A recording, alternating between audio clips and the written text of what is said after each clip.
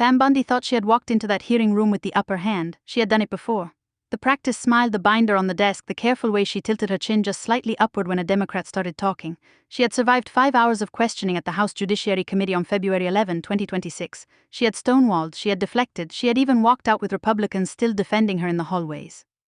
And for a few weeks after that, it seemed like the story was dying down. The headlines moved, the news cycle shifted, Bondi stayed quiet and quiet felt safe, except something had been recorded, something that was never supposed to leave that room. Here is what you need to understand before we go any further. This is not just about a tense moment in a congressional hearing.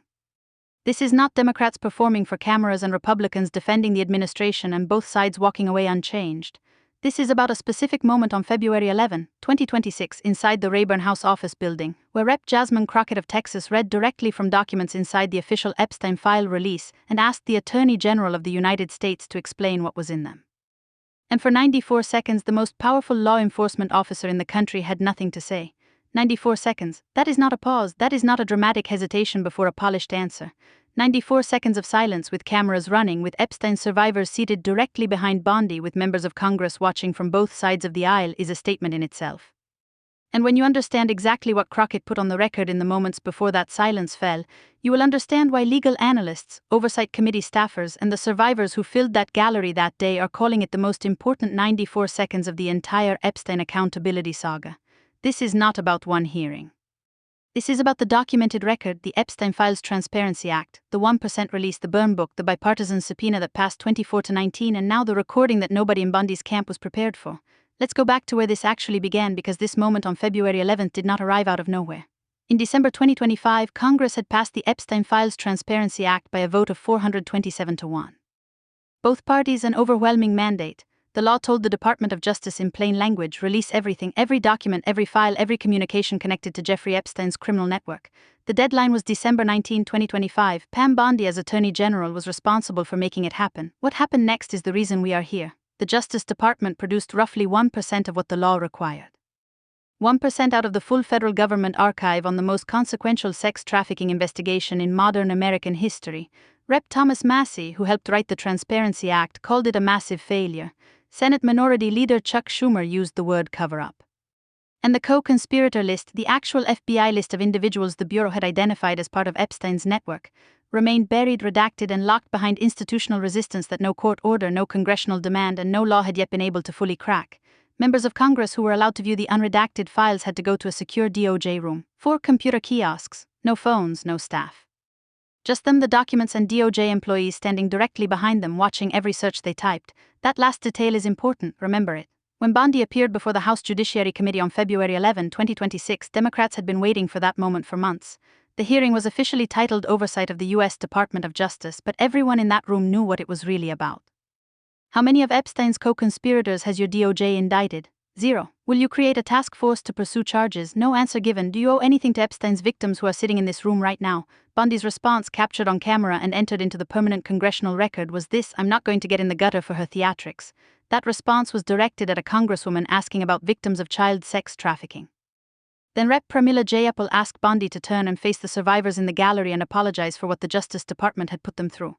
Bondi refused. Jayapal asked the survivors to raise their hands if the DOJ had never contacted them or met with them. Every hand in the gallery went up, every single one, including the hand of Danielle Bensky, who first encountered Jeffrey Epstein in 2004 when she was 17 years old. Rep. Jayapal called what she witnessed in that room a burn book. The DOJ had logged the private search histories of lawmakers who came to review the files, and Bondi had brought that log to the hearing as a weapon. That document, Jayapal's printed search history visible to every camera in the room, became the defining image of the February 11th hearing. Speaker Mike Johnson, Trump's most loyal congressional ally, was asked by reporters if that was appropriate. He paused. Then he said, and this is a direct quote, "I don't think it's appropriate for anybody to be tracking that." He said it looking directly at the cameras. He said he would, quote, echo that to anybody involved in the DOJ. The most loyal Republican in Congress had just publicly told the president's own attorney general that she had crossed a line. That crack in the wall was the beginning. The bipartisan subpoena came next, 24-19 in March. 5 Republicans voted yes. Rep. Nancy Mace moved it. Bondi did not show for her April 14th deposition. No communication, no coordination, nothing. Weeks of silence from a former attorney general who, according to Rep. Robert Garcia of California, had extensive personal knowledge about why the American public still does not know the full scope of Jeffrey Epstein's connections to power. But the recording changed everything. During the February 11th hearing, Rep. Jasmine Crockett of Texas took the floor. What she read into the congressional record was not speculation. It was not a partisan accusation.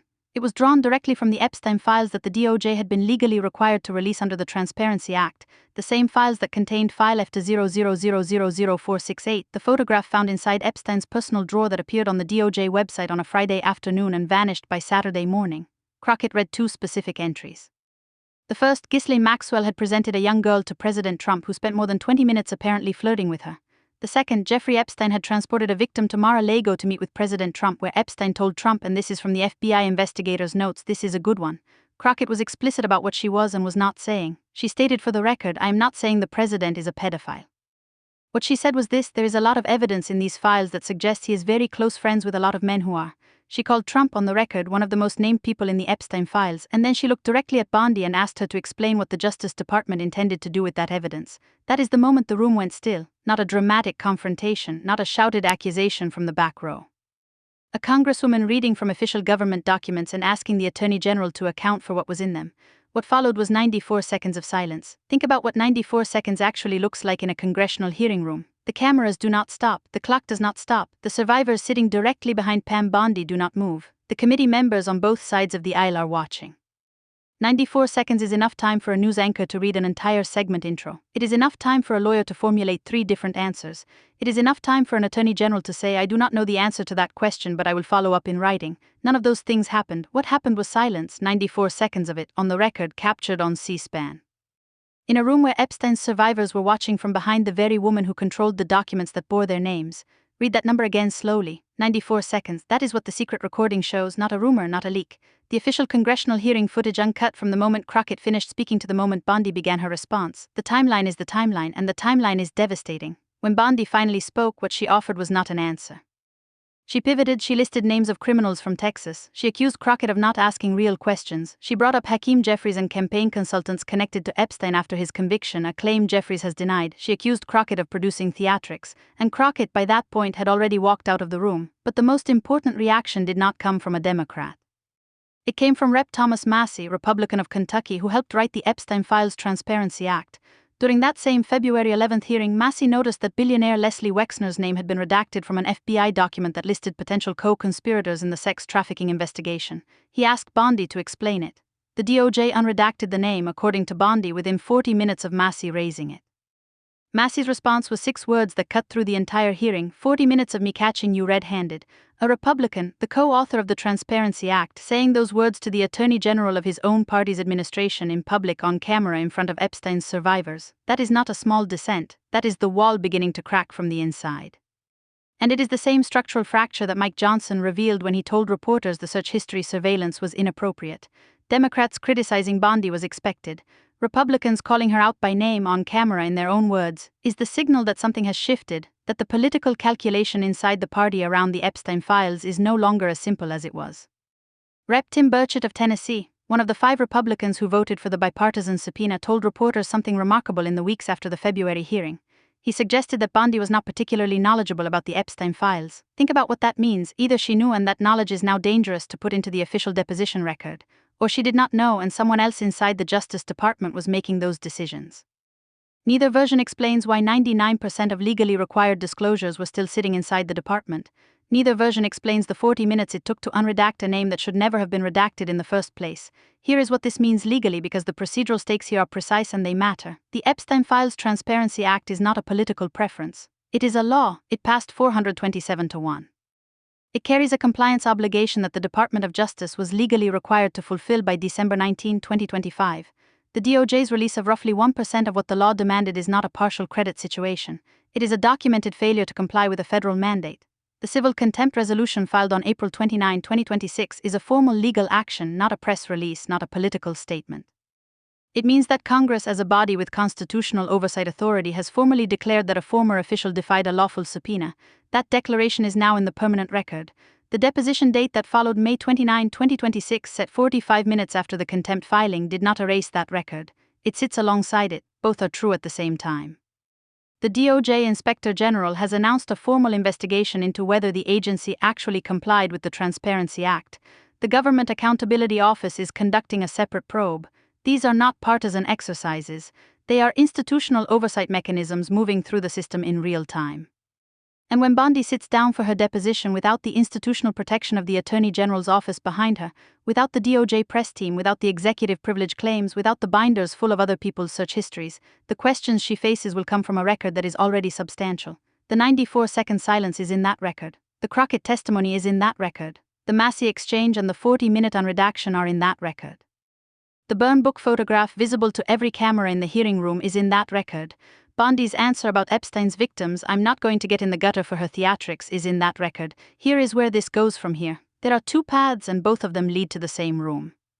If Bondi appears at the May 29th deposition and answers questions under oath, whatever she says will be placed directly next to the documented record, the files, the footage, the 40-minute unredaction, and the 94-second silence.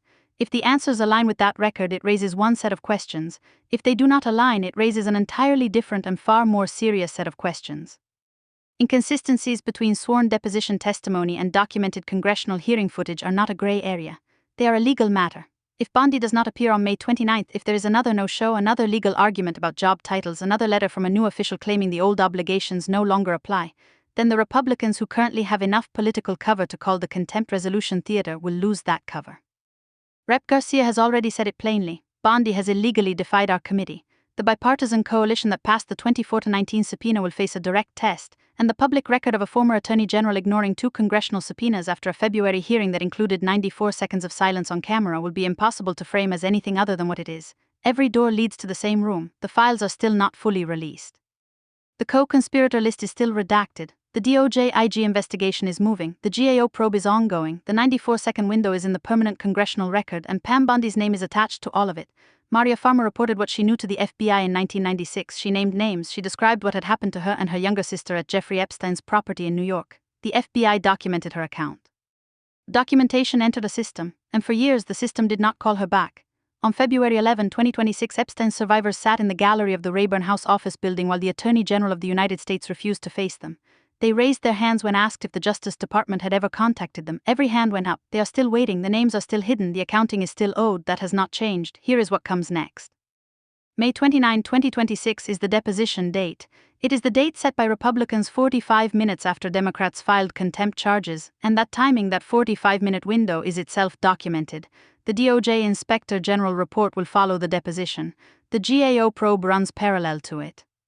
And somewhere inside those unredacted files, the ones that members of Congress reviewed in a secure room with DOJ employees watching over their shoulders, are the names that have required all of this.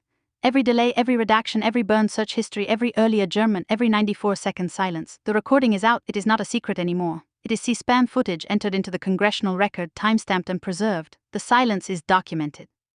The Crockett testimony is documented. The Massey confrontation is documented, and on May 29, Pam Bondi will sit in that deposition room no longer as Attorney General, no longer with a department behind her, no longer with a binder full of other people's search histories to use as a shield, just a witness under oath facing the record she helped create. The 94 seconds are already in the history books. What happens on May 29 will be too.